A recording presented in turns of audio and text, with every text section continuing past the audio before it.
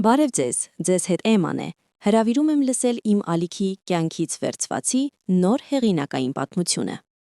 Այդ ուրբաթ առավոտյան աղջիկս առանց զգուշացնելու եկավ։ Խոհանոցում սուրճ էի եփում, երբ լսեցի, թե ինչպես մեքենան կտրուկ մտավ բակ։ Ոչ թե հյուրի պես, հանգիստ ու հարազատ, այլ այնպես, կարծես եկել են ինչ-որ բան խլելու։ Շարժիչը հանկարծակի լռեց։ Դուռն այնպիսի թափով շրխկացրեց, որ խոհանոցի պատուհանները դողացին։ 1 րոպե անց Սաթենիկն արդեն շեմին էր, առանց թակելու ներս մտավ։ Մամ, սկսիր հավաքվել, տունը վաճառել եմ, 2 շաբթի օրվանից տեղափոխվում ես Տարեցների պանսիոնատ։ Այդպես էլ մնացի կանգնած, բաժակը ձեռքիս։ Նայում էի աղջկաս, ում մեծացրել էի, ում համար գիշերներն անքուն էի անցկացրել, հանունում աշխատել էի առանց հանգստյան օրերի։ 35 տարեկան է արդեն, մուգ գործնական կոստյում, մազերը ձիգ հավաքված, դեմքը լուրջ ու սառը, ձեռքին թղթապանակ էր, մի ամբողջ տես, կարծես գիրք լիներ։ Ասացի միակ բանը, որ կարողացա. ներս արի Սաթենիկ ջան, դու պիտի սա տեսնես։ Բայց մինչ պատմությանն անցնելը, խնդրում եմ գրեք, թե որ քաղաքից եւ երկրից եք ինձ դիտում։ Գնացինք։ Վերադառնամ մի քանի րոպե հետ, որ հասկանաք ինչպես էր ամեն ինչ։ Կանգնած էի գազօջախի մոտ։ Պատուհանից ընկնող լույսը մեղմ էր ու տաք։ Ուրբաթ օրերին լույսը միշտ այդպիսին է լինում։ Նման պահերին թվում է, թե ամեն ինչ լավ կլինի, որ կյանքը հանդարտ է ու կանխատեսելի։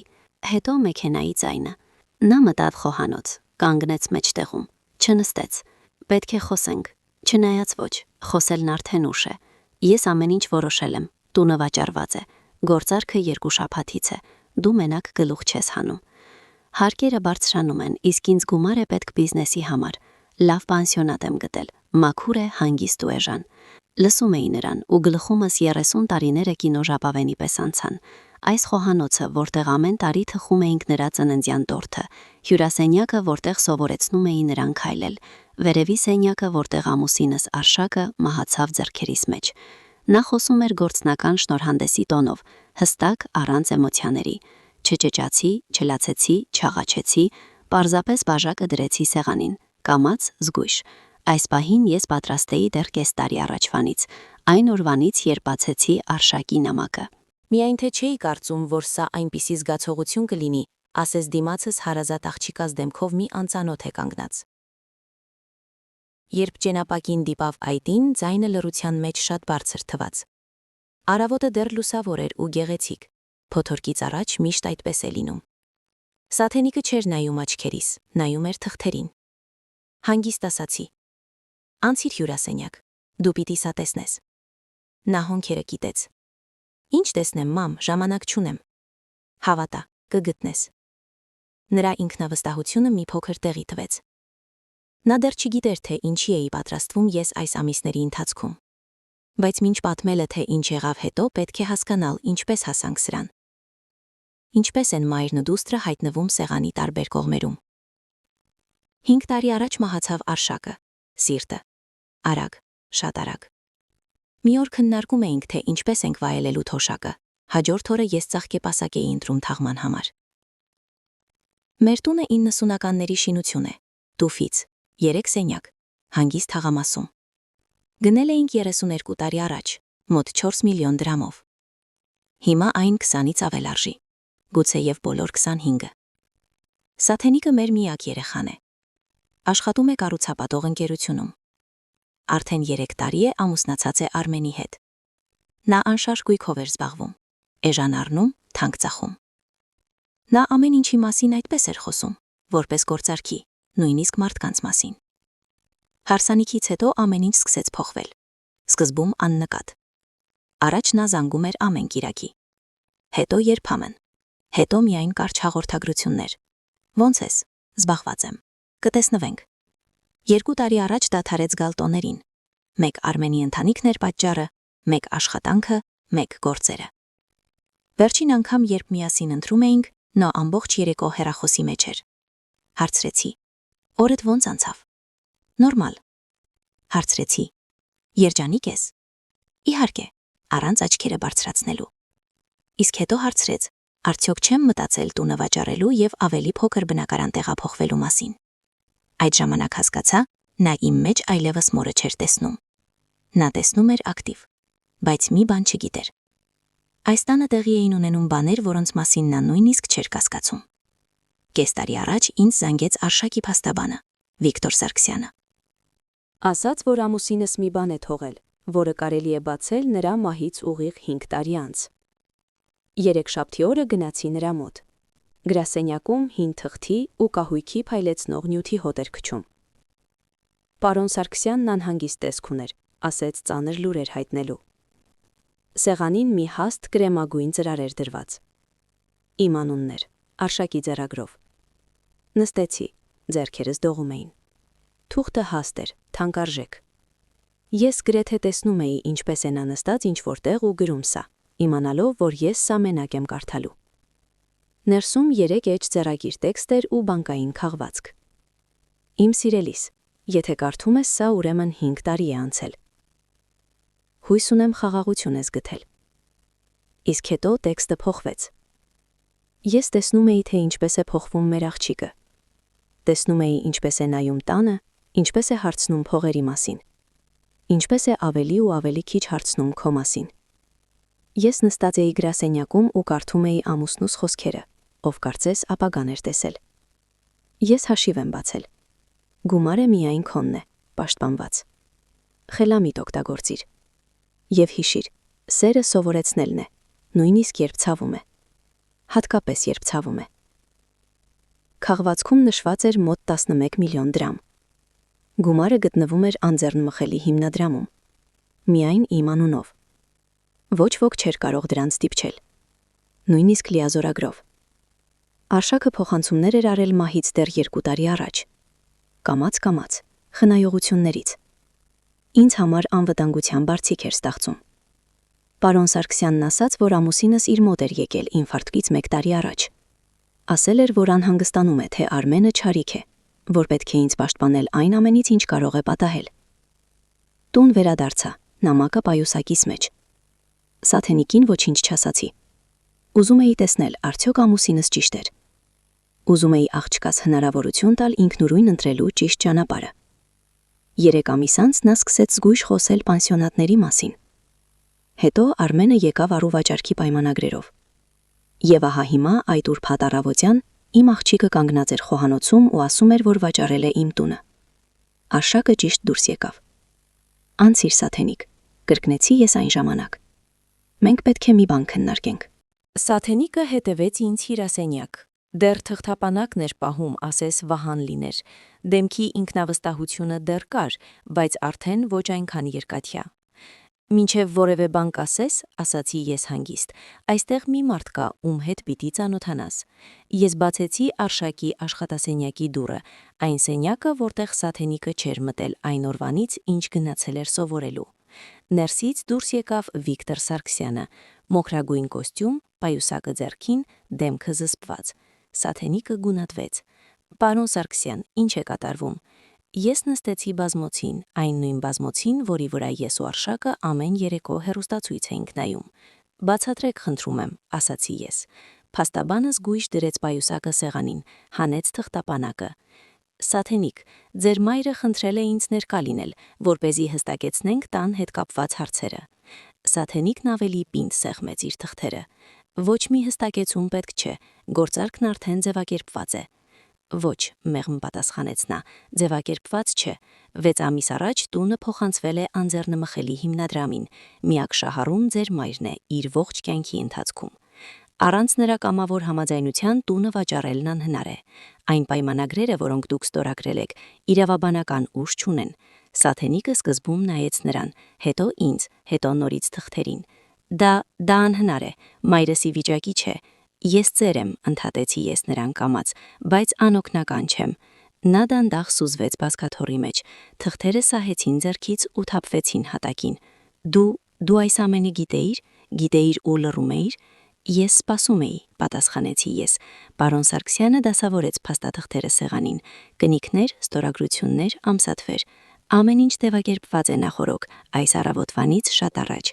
Ձեր հայրը միջոցներ է ձեռնարկել կնոջը պաշտպանելու համար, հանգիստ հավելեց նա։ Սաթենիկը նայում էր թղթերին, ասես դրանք օտար լեզվով լինեին։ Այդ պահին խոհանոցի դուռը կամաց բացվեց, հյուրասենյակ մտավ Աննան, իմ տնային օգնականը, 15 տարի մեզ մոտ էր աշխատել, 3 տարի առաջ Սաթենիկը նրան ազատել էր աշխատանքից, հայտարարելով, թե դա ավելորդ ծախս է։ «Բարև ձեզ, Սաթենիկ ջան», ասաց Աննան ու սեղանին դրեց թեյի սկուտեղը։ Սաթենիկն ավելի գունատվեց։ Նա ինչ է անում այստեղ։ Աշխատում է, պատասխանեցի ես։ Նորից ես նրան վերադարձրել։ Նա աշխատանքի կարիք ուներ, իսկ ես օգնության։ Ամեն ինչ պարզ է։ Սաթենիկը տեղից վեր թռավ։ Սա ինչ որ ներկայացվում է։ Ինչ եք անում դուք երկուսով։ Սա իմ տունն է։ Ես բարձրացա ու մոտեցա նրան։ Ոչ, Սաթենիկ, սա իմ տունն է, եւ այն միշտ իմն է եղել։ Հայրդ դա նախատեսել էր։ Նա նայում էր ինձ արդեն առանց նախկին սառնության։ Աչքերում մի ուրիշ բան հայտնվեց։ Դագնապ։ Ինչու՞, փսփսաց նա։ Ինչու նա դա արեց։ Որովհետև տեսնում էր այն, ինչ ես չէի ուզում տեսնել։ Սաթենիկը լռեց։ Ես նայում էի նրան ու հասկանում։ Եկել է ճշմարտությունն ասելու ժամանակը։ Արմենն ինչքան է պարտք, հարցրեցի ուղիղ։ Նա կտրուկ բարձրացրեց գլուխը։ Ինչքան պարտքեր ունեք։ Նա հայացքը թեքեց։ Քո գործը չէ։ Դա դարձավ իմ գործն այն պահին, երբ դու որոշեցիր վաճառել իմ տունը։ Պարոն Սարգսյանը թացրաձայն ասաց. մոտ 6 միլիոն դրամ, եւ դա միայն հաստատված պարտավորություններն են։ Սաթենիկը կտրուկ շրջվեց դեպի նա։ Որտեղից գիտեք։ Ես պատասխանեցի փոխարենը։ Ես մարդ եմ վարձել, որ ստուգի ինչ է կատարվում։ Նա նայեց ինձ այնպես, ասեց հարվածել էի իրեն։ Դու ինձ հետևում էիր, ես ինձ էի պաշտպանում։ Սենյակում ծանր լռություն տիրեց։ Բանկը դատի է տվել, շարունակեց փաստաբանը։ Եթե ոչինչ չփոխվի, բնակարանը կբռնականցվի։ Սաթենիկը ձեռքերով փակեց դենքն ու ամբողջ առավոտվա մեջ առաջին անգամ լաց եղավ։ Ոչ թե ձևական, այլ իսկական, կտորված մարդու պես։ Մենք ամեն ինչ կորցնում ենք, փսփսաց նա։ Արմենն ասում էր, որ ամեն ինչ կուղի, որ միայն մի քիչ ժամանակ է պետք։ Մի հաջողված նախագիծ։ Ես կամաց ասացի, ու դու որոշեցիր, որ ամենաարագ ճանապարհը ես եմ։ Նա չպատասխանեց։ Աննան նրան անձեռոցիկ տվեց։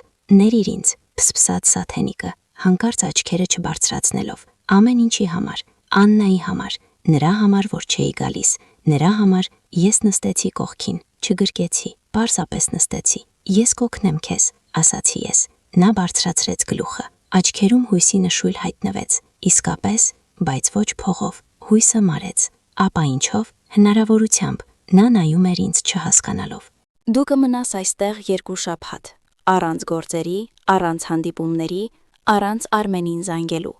Միայն դու եւ ես,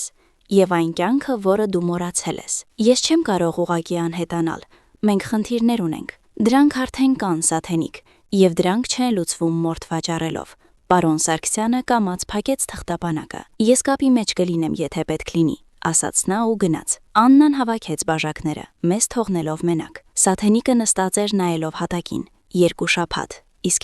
հետո կտեսնենք, թե ով ես դու իրականում։ Իսկ եթե չդիմանամ, ես նայեցի նրա աչքերին։ Այդ ժամանակ ես կիմանամ, որ վերջնականապես կորցրել եմ աղջկաս։ Նա սթափվեց, հեռախոսը ձեռքում թրթված։ Ստացվող զանգ։ Արմենն էր։ Նա նայեց էկրանին, հետո ինձ, եւ այդ պահին ես հասկացա։ Ահա այն առաջին իսկական ընտրությունը։ Հեռախոսը շարունակում էր վիբրացիա տալ։ Արմենի անունը լուսավորված էր էկրանին, որպես հին կյանքի հիշեցում։ Նա նայում էր դրան այնպես, ասես այդ զանգից էր կախված ամեն ինչ։ Պատասխանիր, ասացի ես հանգիստ։ Նա սեղմեց կոճակն ու դուրս եկավ միջանցք, բայց տանն այնպիսի լռություն էր, որ ամեն ինչ լսվում էր։ Այո, մայրիկի մոտ եմ։ Ոչինչ ստորագրված չէ, Արմեն։ Ամեն ինչ այդքան պարզ չէ։ Տունը չի կարելի վաճառել։ Ձայնը սկզբում լարված էր, հետո դարձավ կտրուկ։ Ոչ, ես հիմա չեմ կարող։ Ես մնում եմ այստեղ։ Պետք է մտածեմ։ Դադարներով, ծանր շնչառությամբ, բառերով, որոնք չէր հասցնում ավարտել։ Հետո լռություն։ Նա վերադարձավ հյուրասենյակ,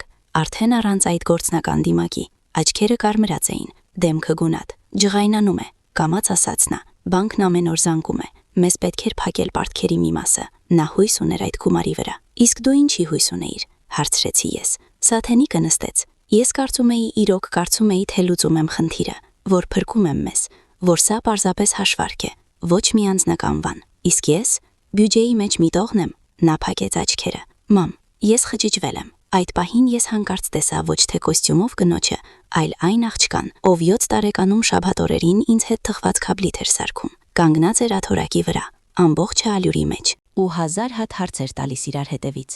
Երբ նա դարձավ ուրիշ, թե ես պարզապես չէի ուզում տեսնել։ Ասացի. Սաթենիկ, դու ունես 20 շաբաթ։ Կարող ես հենց հիմա գնալ, ոչ ոք քեզ չի պահում։ Բայց եթե մնաս, պետք է ամեն ինչի մեջ խորանանք իսկականի պես։ Իսկ եթե վերադառնամ Արմենի մոտ, այդ ժամանակ կվերադառնաս, բայց կվերադառնաս նույն մարդը։ Նա երկար լռեց, հետո կամաց ասաց. Ես կմնամ։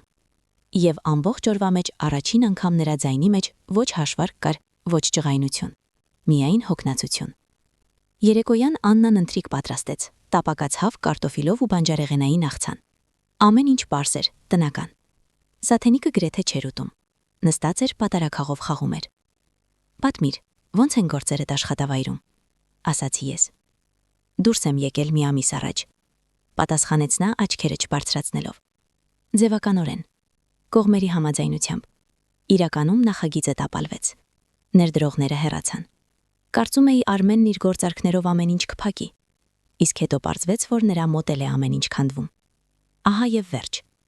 Ու դուք որոշեցիք վաճառել իմ տունը։ Նա գլխով արեց։ Արմենը սկզբում չէր ուզում։ Ասում էր, որ դա վերջին տարբերակն է։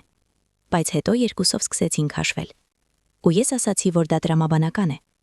որ դու մենակ ես, քեզ դժվար է, որ պանսիոնատը լավ լուծում է։ Դու հավատում էիր դրան։ Սաթենիկը մի պահ լռեց։ Ես ուզում էի հավատալ։ Ընթրիքից հետո ես բարձրացա վերև։ Բացեցի նրա հին սենյակի դուռը։ Այս բոլոր տարիներին ոչինչ չէի փոխել այնտեղ։ Մահճակալը դեղին ծածկոցով։ Գրքերի դարակը, սեղանը պատուհանի մոտ։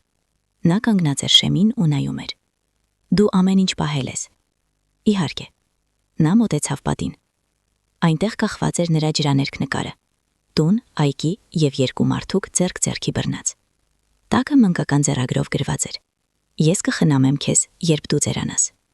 Սաթենիկը դիպավ թղթին։ Ես սա գրել եմ 15 տարեկանում։ Նա նստեց մահճակալին։ Ես ինձ չեմ ճանաչում։ Ես ճանաչում եմ, ասացի ես։ Պարզապես դու մոլորվել ես։ Նա պառկեց, ինչպես մանկության տարիներին։ Գծկվեց։ Մամ, եթե մենք ամեն ինչ կորցնենք, բնակարանը, մեքենան, ամեն ինչ, այդ ժամանակ դուք զրոյից կսկսեք։ Դու կսկսեիր։ Ես ժպտացի։ Ես էլ եմ սկսել։ Երբ դու 2 տարեկան էիր, ես ու հայրդ ոչինչ չունեինք, բացի աշխատավարձից ու պարտքերից։ Մենք դուրս եկանք այդ վիճակից։ Ոչ արագ, ոչ գեղեցիկ, բայց ազնիվ։ Սաթենիկը շրջվեց դեպի պատը։ Վախենում եմ։ Վախենալը միշտ կա, բայց մորը վաճառելը վախի մասին չէ, դա ընտրության մասին է։ Նա երկար լռեց։ Եթե մնամ, իրոք փող չես տա։ Չեմ տա։ Նույնիսկ եթե շատ վատ լինի, այդ ժամանակ առավել եւս չեմ տա։ Նա հեկեկաց։ Դաժան է։ Սերը միշտ չէ, որ փափուկ է լինում։ Նստած էի կողքին, շոյում էի մազերը, ինչպես առաջ։ Հետո կամաց դուրս եկա, լույսը վար թողնելով։ Ներքևում Աննան լվանում էր ամանները։ Կարծում եք կստացվի, հարցրեց նա։ Չգիտեմ, բայց պետք է փորձեմ։ Գիշերը երկար չէի քնում։ Պարկած լսում էի տան հատակի ճռոցը, քամուձայնը պատուհանից այն կողմ ու մտածում էի Արշակի նամակի մասին։ Սերը սովորեցնելն է, նույնիսկ երբ ցավում է։ Ես այն ժամանակ դեռ մինչև վերջ չէի հասկանում, թե նա կոնկրետ ինչ նկատի ուներ։ Իսկ առավոտյան սկսվեց այն, ինչին ոչ ես էի պատրաստ, ոչ Սաթենիկը։ Առավոտը հանդարտ սկսվեց, շաբաթ էր։ Սաթենիկը խոհանոց իջավ ժամը 9-ի մոտ։ Մազերը խառնված էին, դեմքը լացից ուռած։ Հագին մի հին շապիկ էր, դեռ ուսանողական տարիներից։ Ես այն միանգամից ճանաչեցի։ Աննան ձվածեղ էր սարքել։ Սեղանին մուրաբա, թթվասեր, թեյնիկ, հոտը ինչպես առաջ։ Սաթենիկը նստեց, նայեց ափսեին։ Սոված չեմ։ Կեր ամեն դեպքում, ասացի ես, ուժերդ պետք կգան։ Ինչի համար։ Կտեսնես։ Նախաճաշից հետո ասացի, արի բարձրանանք ձեղնահարկ, պետք է տուփերը դասավորենք։ Նա այնպես նայեց, ասեց առաջարկել էի բուքի ժամանակ տանիքը սարքել։ Հիմա։ Բարձրացանք նեղ սանդուղքով, այնտեղ փոշի էր, տուփեր, հին իրեր, 30 տարվա կյանք, ստվարաթղթե արկղերի մեջ։ Սկսիր այն անկյունից, ասացի ես։ Սաթենիկը բացեց առաջին տուփը։ Տոնացարի խաղալիքների փոխարեն այնտեղ նամակներ էին, նրա ձեռագրով ծրարներ։ Նա հանեց մեկը։ Մամ, սա ես եմ գրել։ Կարդա։ Նա բացեց թուղթը։ Դերահասի ձեռագիր էր, խոշոր տառերով։ Մամ ջան, այսօր շարադրությունիցս 5 ստացա։ Ուսուցիչն ասաց, որ ես արդարության ուժեղ զգացում ունեմ։ Ասացի, որ դու ես ինձ սովորեցրել։ Շնորհակալ եմ, որ բացատրում ես, ճիշտ լինելն ավելի կարևոր է, քան շահը։ Ձայնը դողաց։ Նա բացեց հաջորդ նամակը։ Երբ մեծանամ, քեզ կխնամեմ։ Դու երբեք մենակ չես լինի։ Խոստանում եմ։ Նա նստեց հենց հատակին։ Փոշին արդեն մեկ էր նրա համար։ Չեմ հիշում, որ այդպես էի մտածում։ Բայց դու այդպես էիր մտածում։ Նա թերթում էր նամակները։ Ասես ապացույց էր փնտրում, որ երբևէ ուրիշ մարդ է եղել։ Հետո ձեռքը ընկավ մի ուրիշ ձեռագրով ծրար։ Սա իմը չէ։ Բաց արա։ Սաթենիկը պատրեց ծայրը, հանեց թուղթը։ Լուր կարդում էր։ Ամեն տողի հետ դեմքը փոխվում էր։ Նա քեզ գրել է, փսփսաց նա։ Այո։ Նամակը Արմենից էր, 2 ամիս առաջվա։ Հարգելի տիկին Վալենտինա, չգիտեմ արժե արդյոք գրել, բայց լռել այլևս չեմ կարող։ Սաթենիկը պնդում է տան վաճառքի հարցում։ Ես փորձել եմ նրան կանգնեցնել։ Չեմ ուզում, որ սա այսպես լինի։ Պարտքերը իմ մեղքն են։ Բիզնեսը տապալվեց իմ հիմարության պատճառով, բայց ձեր տունը վաճառելու գաղափարը արդեն նրա որոշումն է։ Վախենում եմ, որ նա կորցնում է իրեն։ Եթե կարող եք նրան հետ բերել, փորձեք։ Ներեք մեզ։ Սաթենիկը ցած դրեց նամակը։ Նա փորձել է ինձ կանգնեցնել, փորձել է, իսկ ես նրան ասել եմ, որ նա թույլ է, որ պետք է գործել ռազմավարական ձևով։ Նա մոտեցավ տանիքի տակի փոքր պատուհանին, նայեց ներքև, փողոցին։ Ես այս ամբողջ ժամանակ նրան էի մեղադրում։ Ինքս ինձ ասում էի, թե դա նրա ճնշումն է, բայց դա ես էի սա որոշել։ Մոտեցա նրան։ Ամենադժվարը խոստովանելն է, որ դու ինքդ ես ամեն ինչ փչացրել։ Նա նորից նստեց հատակին։ Ես հրեշ եմ։ Ոչ, դու ուղղակի մոլորվել ես։ Որն է տարբերությունը։ Հրեշը ամոթ չի զգում։ Նա երկար լռեց։ Կարող եմ զանգել նրան։ Դեռ ոչ։ Ինչու։ Որովհետև ուզում ես զանգել միայն խիղճդ հանգստացնելու համար։ Իսկ նախ պետք է հասկանաս, թե իրականում ինչ ես արել։ Նա գլխով արեց, թեև երևում էր, որ դա իր դուրը չի գալիս։ Երեկոյան նա նորից էր լաց լինում։ Ոչ թե ջղային, այլ լուր, խորը, անձայն։ Պատի հետևից լսում էի նրան։ Ուզում էի գնալ մոտը, գրկել, բայց գիտեի, եթե հիմա թեթևացնեմ ցավը, դասը չի սովորի։ Աննան թեյ բերեց ինձ։ Կոտրվում է, ասաց նա։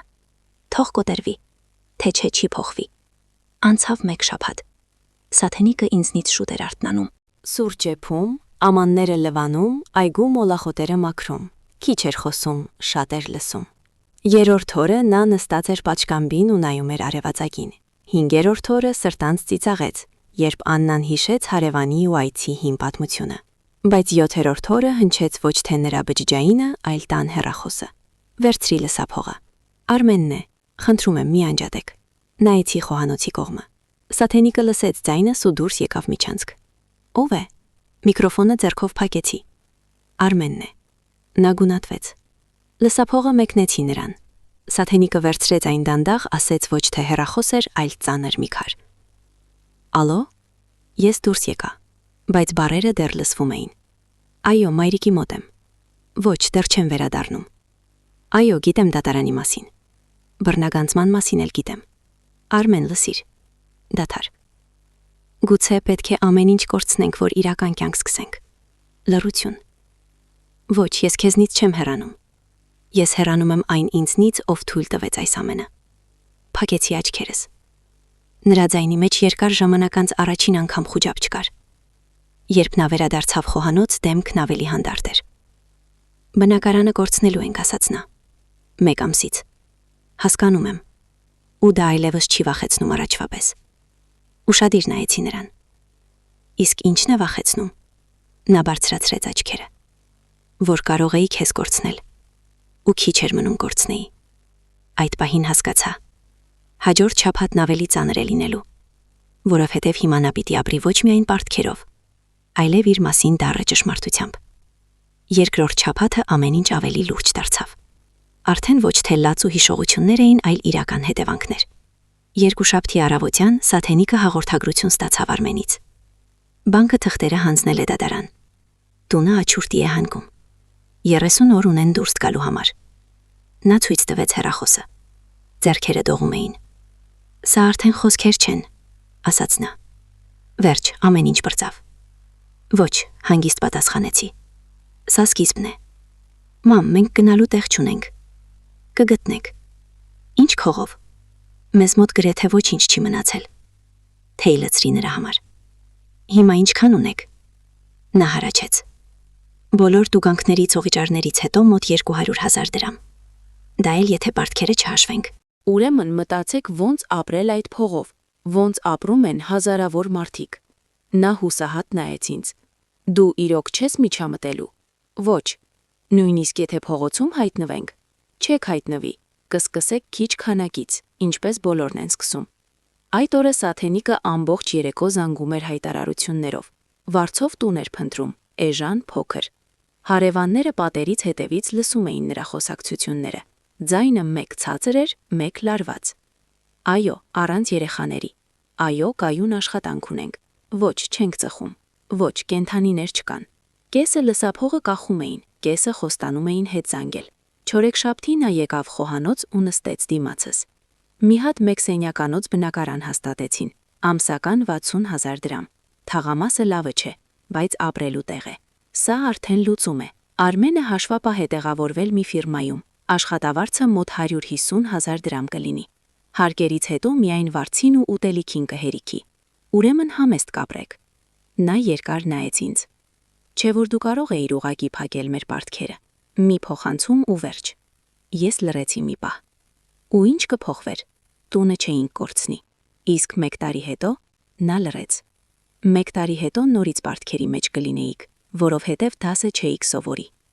Նա սեղմեց շրթունքները։ Սա շատ ցավոտ է, մամ։ Այո, բայց սա ազնիվ է։ Երեկոյան նա երկար նստեց իր սենյակում։ Լսում էի, թե ոնց է թերթում նամակները, այն նույն նամակները ձեղնահարկից։ Հաջորդ օրը ես նրան տարա սոցիալական օգնության կենտրոն։ Այնտեղ ես արդեն վաղուց ֆինանսական գրագիտության անվճար դասեր էի տալիս։ Ինչու՞, հարցրեց նա։ Կտեսնես։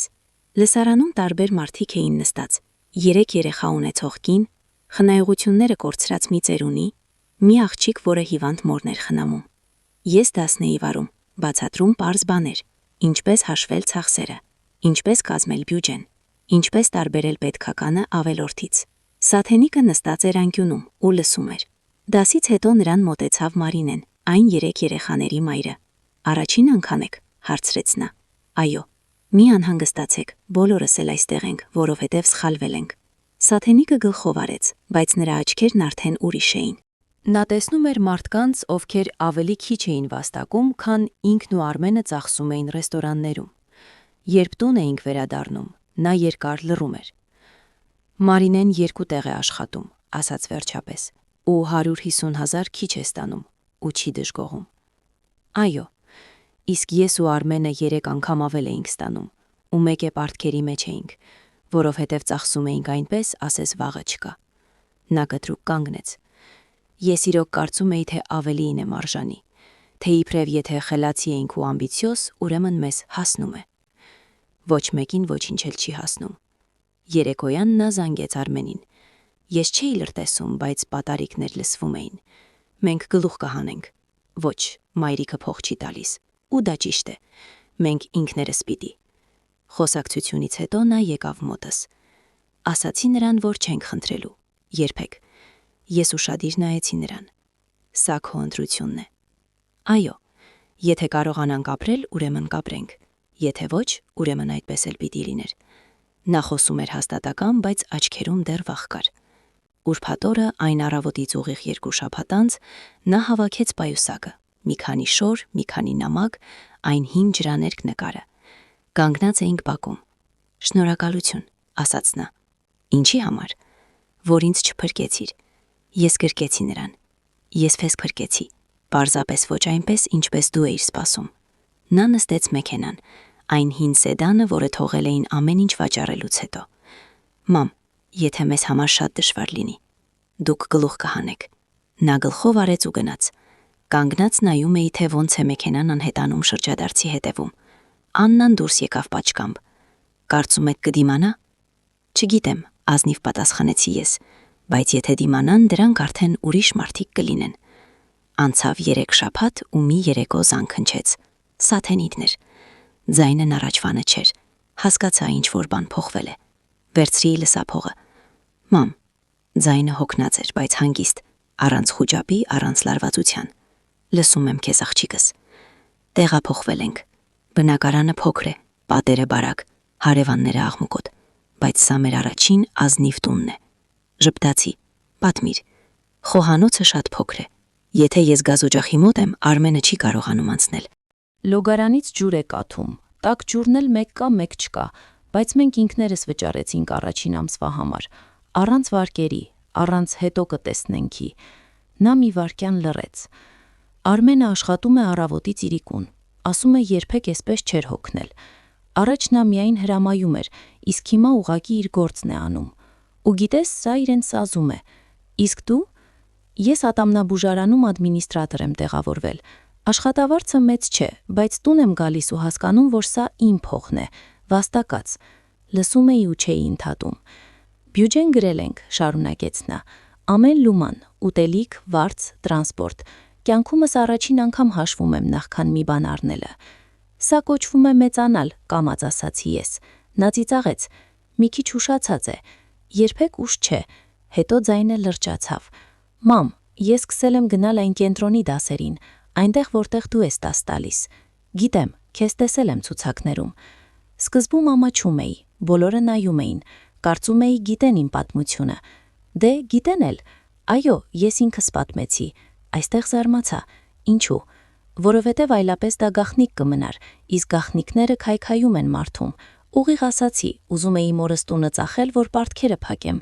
Ու գիտես ինչ, ոչ ոք ինձ չդատապարտեց։ Նա արագ էր խոսում, ասեց վախենում էր միտքը կորցնել։ Մարինեն դասից հետո մոտեցավ, գրկեց ասաց. «Կարևորը կանգնեցիր, մի վայրկյան աչքերս փակեցի, ահա եւ վերջ»։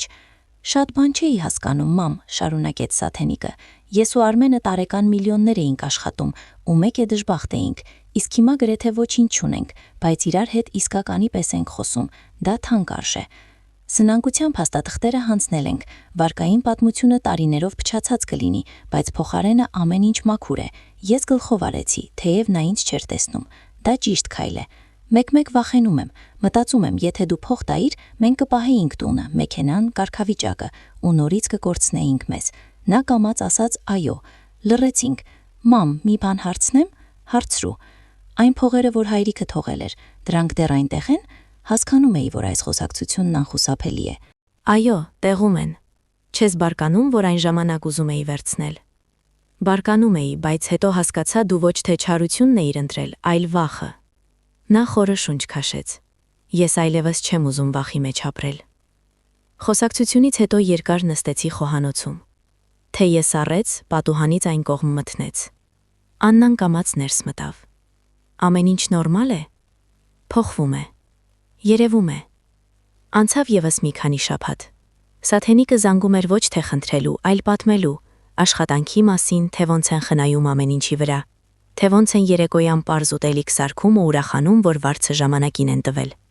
Մի օր նա ասաց. «Մամ, ուզում եմ ոչ թե ուղակի դասերին գնալ, այլ սովորել, խորհրդատուի սերտիֆիկատ ստանալ։ Սա լուրջ է։ Ուզում եմ օգնել մեզ նմաններին, քանի դեռ ուշ չէ»։ Զգացի, թե ինչպես է ներսումս մի տաք բան բացվում։ Բայց հենց այդ երեկո պատահեց այն, ինչ նորից ամեն ինչ տակնու վրա արեց։ Սաթենիկը ուշ զանգեց. «Մամ, դատարանից նամակ է եկել»։ Ինչ է պատահել։ Սա միայն սնանկությունը չէ։ Արմենի հին պարտավորություններն են հայտնվել։ Մենք դրանց մասին չգիտեինք։ Գումարն ավելի շատ է, քան կարծում էինք։ Հեռախոսը պինդ սեղմեցի ձեռքիս մեջ։ Ինչքան։ Նա մի թիվ ասաց։ Ու ես հասկացա դասը դեռ չի ավարտվել։ Երբ Սաթենիկը ասաց գումարը, սկզբում չպատասխանեցի։ Ուղղակի նստած նայում էի պատուհանից դուրս։ Պարտքը 6 միլիոնից ավել էր։ Արմենի հին պարտավորությունները, որոնց մասին իրենք էլ լավ չգիտեին։ Ինչ-որ երաշխավորություններ, պայմանագրեր, ստորագրված դեռ հարսանիքից առաջ։ Վստահ ես, հարցրեցի։ Իրավաբանը հաստատեց. եթե սնանկությունը անցնի, մի մասը կներեն, բայց ոչ ամբողջը։ Սա երկար է տևելու, մամ։ Շատ երկար։ Լսում էի, թե ոնց է նա փորձում ամուր մնալ։ Արմենը գիտի։ Այո, ինքն էլ է շոկի մեջ։ Ասում է, կարծում էր, թե ամեն ինչ արդեն հաշվի է առնված։ Դադար։ Բարկանում ես, հանկարծ հարցրեց նա։ Ում վրա։ Նրա, իմ, այս իրավիճակի։ Ես հառաչեցի։ Ես բարկանում եմ միայն նրա, որ դուք առաջ էիք լռում։ Մնացածը կյանք է։ Նա կամաց ասաց. Առաջ ես հիմա կմտածեի որտեղից փող գտնել։ Ուրիշի փողը։ Հիմա մտածում եմ ոնց ինքնուրույն վճարել։ Այս է տարբերությունը։ Մի քանի օր անց Սաթենիկը եկավ մոտս առանց զգուշացնելու, բայց արդեն ոչ թե թղթապանակով, այլ ուտելիքի պայուսակով։ Ուղակի կարոտել էի, ասաց նա ու տոպրակները դրեց սեղանին։ Դեմքը հոգնած էր, բայց աչքերը պարզ։ Խոհանոցում թե էինք խմում։ Գիտես, ասաց նա, երբ իմացանք այս պարտքի մասին, Արմենը սկզբում առաջարկեց նորից քեզնից խնդրել, ասաց մայրիկդ փող ունի, ինչու պիտի խորտակվենք։ Ու դու ինչ պատասխանեցիր։ Նա ուղիղ նայեց աչքերիս։ Ասացի, որ եթե հիմա դա անենք, ուրեմն ամեն ինչ զուր էր։ Բոլոր ամիսները, խոսակցությունները, արցունքները։ Զգացի, թե ինչպես ներսումս մի բան դողաց։ Իսկ նա լռեց, հետո ասաց. Դու ինձնից ուժեղ ես դարձել։ Ես գլուխս տարու բերեցի։ Ոչ, դու պարզապես ավելի ազնիվ ես դարձել։ Նա երկար պտտում էր բաժակը ձեռքերում։ Մամ, իսկ հայրիկը իրոք հավատում էր, որ ես կկարողանամ։ Ավելի շատ, քան դու ինքդ։ Ես բարձրացա, գնացի սենյակ ու բերեցի այն թղթապանակը, որը պահում էի պահարանում, դրեցի սեղանին։ Սաթենիկը զգուշությամբ նայեց։ Սա ինչ է։ Հոր դամբողջական նամակը։ Այն ժամանակ ես քեզ ամեն ինչ չէի ցույց տվել։ Նա քարացավ։ Ինչու։ Որովհետև այն ժամանակ դու պատրաստ չէիր։ Բացեցի թղթապանակը, զգույշ բացեցի էջերը։ Արշակը գրել էր, որ եթե դու հուսահատության մեջ լինես, պետք է քեզ ստուգել, հնարավորություն տալ ապացուցելու, որ դու կախված չես փողից, որ կարող ես ապրել առանց դրա։ Սաթենիկը լսում էր առանց ընդհատելու։ Ու եթե դու դա անես, միայն այդ ժամանակ պատմել ճշմարտությունը։ Ինչ ճշմարտություն, կամաց հարցրեց նա։ Նայեցի նրա աչքերին։ Հիմնադրամը միայն այն գումարը չէր։ Նա գունատվեց։ Այսինքն, ընդհանուր գումարը, որ հայրդ թողել է, մոտ 30 միլիոն դրամ է։ Խոհանոցում այնպիսի լռություն տիրեց, ասես օդը սառել էր։ Սաթենիկը դանդաղ նստեց։ 30 միլիոն, այո։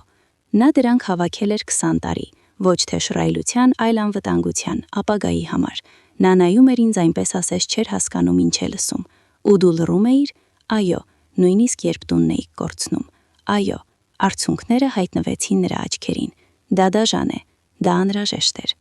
Նա ձեռքերով փակեց դեմքը։ Մենք կարող էինք ամեն ինչ միանգամից ուղղել։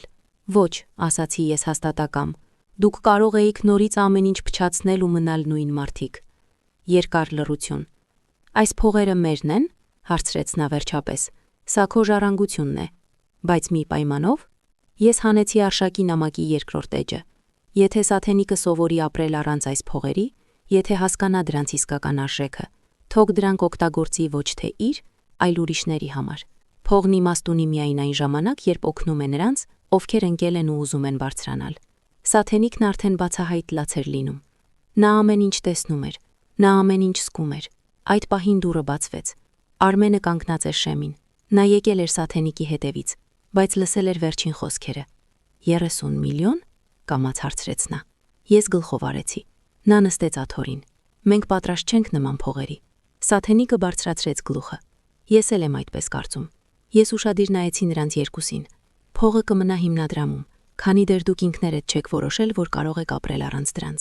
Արմենը ձեռքով սրբեց դեմքը։ Եթե դուք սա ավելի շուտ ասեիք, ավելի շուտ դուք նոր բնակարան կառնեիք ու եւս մի բիզնես կսկսեիք։ Նա չվիճեց։ Սաթենիկը վեր կացավ։ Մամ, կարելի է մտածենք։ Իհարկե։ Նրանք դուրս եկան բակ։ Ես մնացի խոհանոցում։ Նստած նայում էի թղթապանակին։ Կես ժամից Սաթենիկը մենակ վերադարձավ։ Դեմքը լուրջ էր։ Մենք որոշում ենք կայացրել։ Դանդաղ բարձրացրի աչքերս։